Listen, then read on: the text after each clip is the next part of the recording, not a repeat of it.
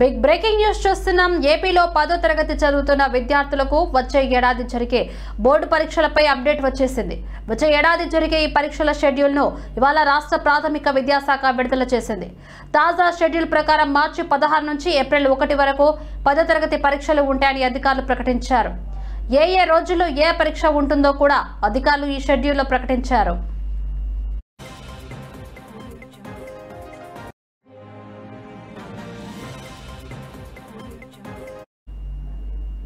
ప్రస్తుతం 10వ తరగతి చదువుతున్న విద్యార్థులకు వచ్చే ఏడాది మార్చి 16 నుంచి ఏప్రిల్ 1 వరకు 10వ తరగతి పరీక్షల నిర్వహణకు వీలుగా తేదీలు ప్లాన్ చేశారు.